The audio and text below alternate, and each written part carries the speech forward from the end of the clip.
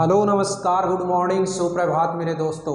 मैं आपका भाई आपका दोस्त अपने इस YouTube चैनल पर आप सभी का फिर से स्वागत करता हूं और अपने उसी मोटिवेशनल कोट के साथ कि ना रुकूंगा ना झुकूंगा सिर्फ करके दिखाऊंगा। आज का हमारा जो टॉपिक चलने वाला है वो पैसिव वॉइस की जो एक्सरसाइज हमारी चल रही है, जिसमें आज हम पार्ट नंबर 2 करने वाले हैं। कल का जो हमारा वीडियो था उसमें मैंने एक्सरसाइज नंबर 1 का जो टॉपिक था हमारा वो आपको पहले से प्रोवाइड करवा दिया। आज देखिएगा इस सेकंड पार्ट के अंदर हम किस तरीके के क्वेश्चन लेकर के आए हैं, देखिएगा ध्यान से। पहला जो क्वेश्चन है वो क्या है, people are welcoming the leader. जब भी कोई सेंटेंस दिया हुआ होता है तो उसको जैसे ही हम पैसिव वॉइस में चेंज करने के लिए सोचते हैं तो हमें तो केवल और केवल सबसे पहले क्या पकड़ना है मेरे प्यारे दोस्तों, उसका ऑब्जेक्ट। और ऑब्जेक्ट जो है उस ऑब्जेक्ट को सबसे पहले मैंने सब्जेक्ट बनाया, तो ये लीजिएगा द लीडर। ठीक है, अब आपने देखा कि ये जो सेंटेंस है, सेंटेंस कौन से टेंस का है, प्रेजेंट कंटिन्यूअस का। और याद करिएगा कि प्रेजेंट कंटिन्यूअस जो होता है वो रहेगा उसी प्रेजेंट कंटिन्यूअस में, लेकिन साथ में उसमें क्या लग जाएगा, एक वर्ड है बीइंग। अब प्रेजेंट कंटिन्यूअस में रहेगा तो टेंस चेंज नहीं होगा, उसकी हेल्पिंग वर्ब चेंज हो सकती है। कैसे, अगर प्लूरल सब्जेक्ट है तो उसके साथ में आर था, लेकिन द लीडर सिंगुलर है और सिंगुलर के लिए आर नहीं आता मेरे प्यारे दोस्तों, उसके साथ में आता है इज। और इज के साथ में क्या लगाओगे आप, बीइंग। ठीक है, मेन जो वर्ब होती है उस मेन वर्ब की थर्ड फॉर्म लेकर के आइए, तो थर्ड फॉर्म क्या हो जाएगी, वेलकम। ठीक है, अब ये जो सब्जेक्ट है इस सब्जेक्ट को यहाँ लाने की जरूरत नहीं है। क्यों नहीं है, ये आप लोगों को बता रखा है कि जितने भी इनडेफिनेट प्रोनाउन होते हैं वो पीपल, कैटल, दे, पुलिस, इस प्रकार के जो सब्जेक्ट होते हैं इनको सब्जेक्ट से ऑब्जेक्ट में बदलने की जरूरत नहीं होती। अब आप कहेंगे कि सर ये जो बीइंग है ये बीइंग कहाँ से आ गया। देखिएगा दोस्तों, आपको पता है कि हमेशा इज जो होता है ये इज एम आर है, इसके बाद में वर्ब कैसी आनी चाहिए, आईएनजी फॉर्म। लेकिन पैसिव वॉइस जो होता है वो पैसिव वॉइस क्या कहेगा कि मैं तो हमेशा कौन सी फॉर्म लेऊंगा, थर्ड फॉर्म। तो इसमें और इसमें दोनों में क्या हो जाती है, लड़ाई। और आपको पता है इंग्लिश के अंदर अगर कहीं पे भी कोई लड़ाई झगड़ा हो गया तो वहां सुलझाने के लिए केवल और केवल एक ही व्यक्ति आता है, वो कौन होता है, बी। और उस बी के साथ में क्या कर दिया हमने, आईएनजी। आप ये समझ सकते हैं कि यहाँ पे आईएनजी फॉर्म थी और यहाँ पे आप जब लेकर के आओगे तो थर्ड फॉर्म बढ़ती है। तो ये आईएनजी, इस आईएनजी को हम छोड़ तो नहीं सकते, अब छोड़ेंगे तो ये नाराज हो गया। इसलिए इस आईएनजी को सेटल करने के लिए हमने बी के पास वाली जो सीट थी उसके साथ में इसको आईएनजी को बैठा दिया और क्या बन गया, ये बीइंग बन गया। ठीक है भाई, इसलिए यहाँ पे क्या आया, बीइंग। नेक्स्ट सेंटेंस है, did they hire A taxi. देखिएगा सेंटेंस किस टाइप का है, इंटेरोगेटिव। और इंटेरोगेटिव है तो जो बनेगा वो भी इंटेरोगेटिव। अब जो इंटेरोगेटिव बनेगा तो उससे पहले आपको पता है हेल्पिंग वर्ब आएगी सब्जेक्ट से पहले। हेल्पिंग वर्ब कौन सी, ये सब्जेक्ट से पहले, तो सब्जेक्ट कौन होगा, जो यहाँ पे है ऑब्जेक्ट है। ऑब्जेक्ट क्या है, ए टैक्सी। इसको सबसे पहले क्या बना दो आप, सब्जेक्ट बना दो। अब आपको पता है इससे पहले हेल्पिंग वर्ब आएगी, हेल्पिंग वर्ब को कौन डिफाइन करेगा, ये वाला वर्ड क्या है, डिड। कौन सा टेंस, पास्ट सिंपल। और पास्ट सिंपल जो होता है वो किस में बदल जाएगा, पास्ट कंटिन्यूअस में। पास्ट कंटिन्यूअस के अंदर हेल्पिंग वर्ब होती है वॉज वर्ब, तो ए टैक्सी के साथ में क्या लगाओगे आप, वॉज। वॉज ए टैक्सी, फिर वर्ब की थर्ड फॉर्म क्या हो जाएगी, हायर्ड। अब ये जो दे होता है इसको यहां लाने की जरूरत है नहीं, तो यहीं पे क्या लगा दो आप, क्वेश्चन मार्क। नेक्स्ट सेंटेंस देखिएगा, where did you park my scooter. Sentence कैसा है इंटेरोगेटिव। और इंटेरोगेटिव भी कौन सा, WH वर्ड का। जो भी WH वर्ड है उस WH वर्ड को केवल हु को छोड़ करके जो WH वर्ड होता है उस WH वर्ड को यूं का यूं आप वैसा का वैसा लगा दो। तो ये लीजिए मैंने लगा दिया वेयर।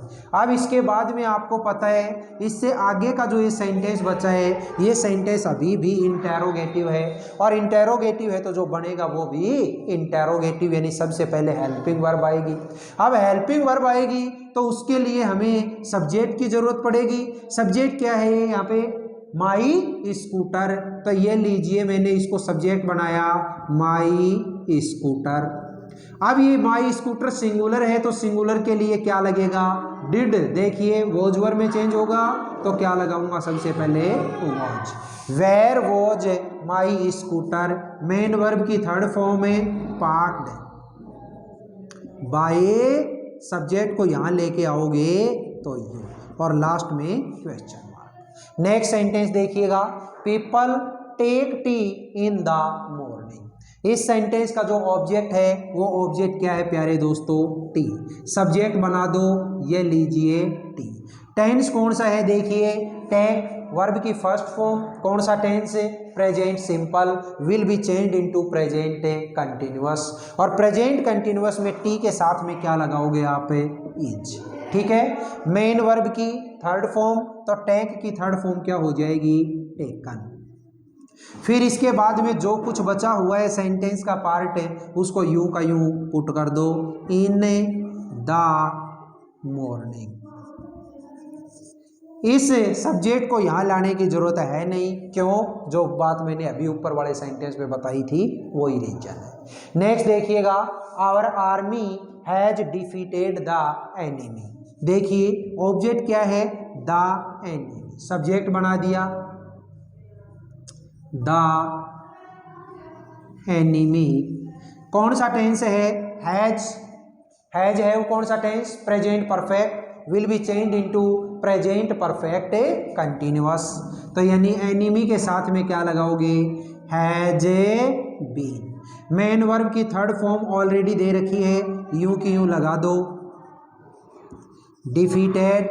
अब इस सब्जेक्ट को यहां लेके आओगे तो बाई आवर आर्मी। बोलिएगा दोस्तों, ये पांचों के पांचों जो क्वेश्चन है ये समझ में आए या नहीं आए। अब देखिएगा नेक्स्ट जो क्वेश्चन है उस नेक्स्ट क्वेश्चन पे चलते हैं, कैसे वो देखिए। नेक्स्ट सेंटेंस देखिएगा दोस्तों, you must help your sister. ध्यान से देखिए, इस सेंटेंस का जो ऑब्जेक्ट है वो ऑब्जेक्ट क्या है, योर सिस्टर। सबसे पहले सब्जेक्ट बना दो योर सिस्टर। फिर इसके बाद में आपने देखा इसके अंदर एक मॉडल काम में आया हुआ है, तो आप भी मॉडल ले लो काम में वही। इसी मॉडल के साथ में आपको क्या लगाना है, बी।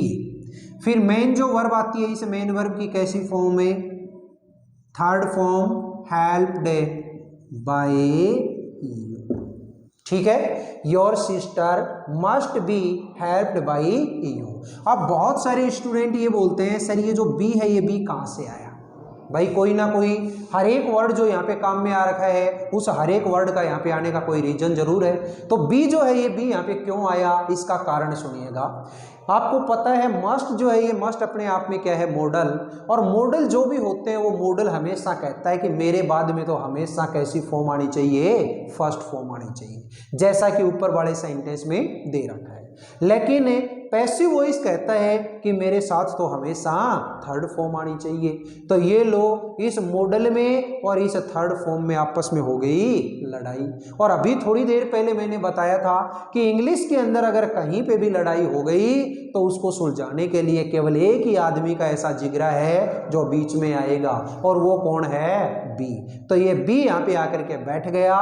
भाई मॉडल तू भी शांत हो जा और पैसिव वॉइस तू भी शांत हो जा। ठीक है, इसलिए मैंने क्या काम में लिया, यहाँ पे बी को काम में ले लिया।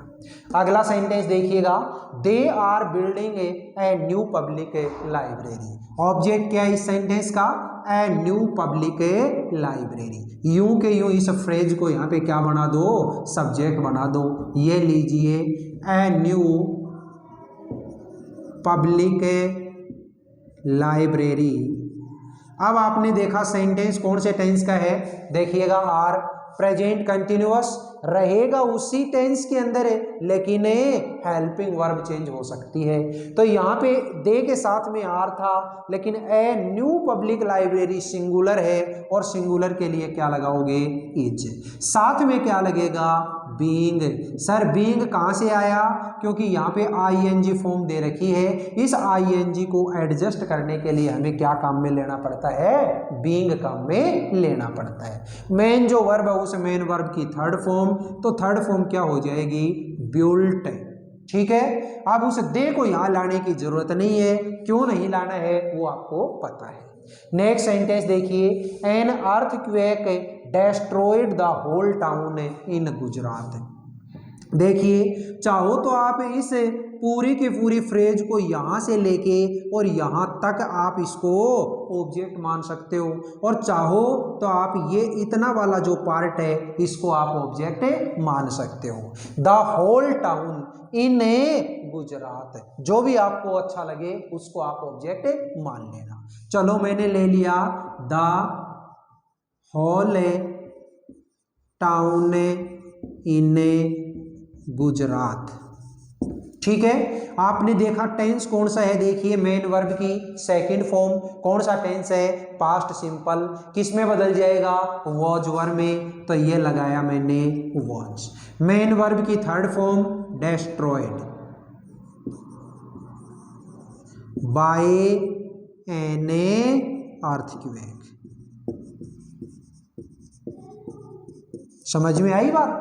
The whole town in Gujarat was destroyed by an earthquake. इसी सेंटेंस को आप ऐसे भी कर सकते हैं, the whole town was destroyed in Gujarat by an earthquake. दोनों ही सही होंगे। नेक्स्ट सेंटेंस क्या है?